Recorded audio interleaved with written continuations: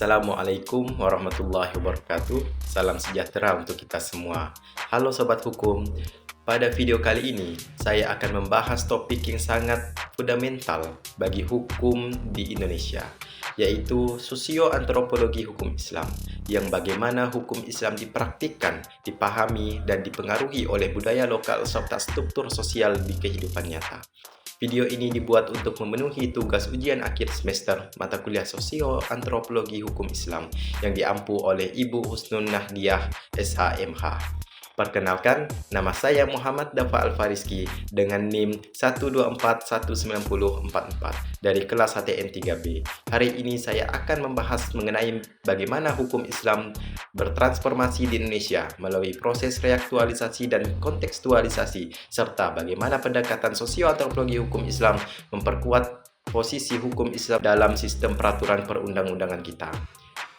Pertanyaan mendasar adalah, mengapa hukum Islam harus terus berkembang?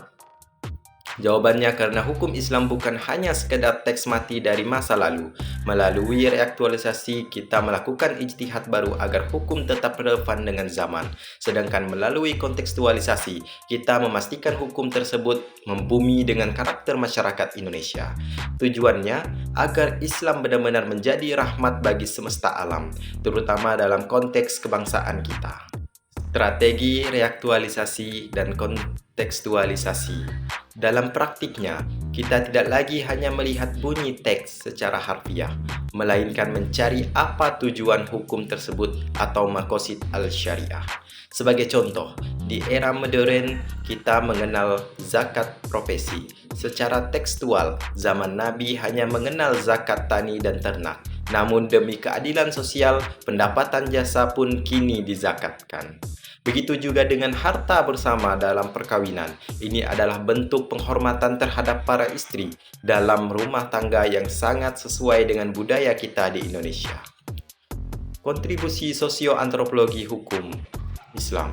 Hukum tidak turun di ruang hampa. Secara sosiologis, hukum harus efektif dan ditaati. Jika hukum dibuat tanpa melihat kesadaran masyarakat, ia akan ditolak. Secara antropologis, kita melihat bahwa Indonesia memiliki keberagaman adat. Pendekatan ini memastikan hukum Islam tidak berbenturan dengan budaya lokal, melainkan menyerap nilai-nilai baik yang sudah ada menjadi sebuah hukum yang hidup atau living law. Implementasi dalam perundang-undangan. Hasil dari pemikiran-pemikiran tadi tertuang dalam produk hukum nyata di Indonesia. Kita punya kompilasi hukum Islam atau KHI yang menjadi pegangan di pengadilan agama. Kita juga punya undang-undang perbankan syariah sebagai respon atas kebutuhan ekonomi masyarakat. Bahkan, pemerintah melakukan revisi undang-undang perkawinan terkait batas usia nikah. Ini adalah contoh nyata bagaimana pertimbangan sosiologis tentang perlindungan anak lebih diutamakan sesuai dengan prinsip Islam yang melindungi jiwa. Sebagai penutup, dapat kita simpulkan bahwa hukum Islam di Indonesia adalah hukum yang dinamis. Melalui reaktualisasi dan pendekatan sosiologi antropologis, hukum Islam mampu menjadi instrumen perubahan sosial yang positif tanpa kehilangan jati diri spiritualnya.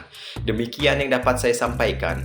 Mohon maaf jika ada salah kata dalam pengucapan dan tingkah laku saya. Saya mohon maaf yang sebesar-besarnya. Saya akhiri, wallahul muwafiq ila aqwamit thoriq. Wassalamualaikum warahmatullahi wabarakatuh.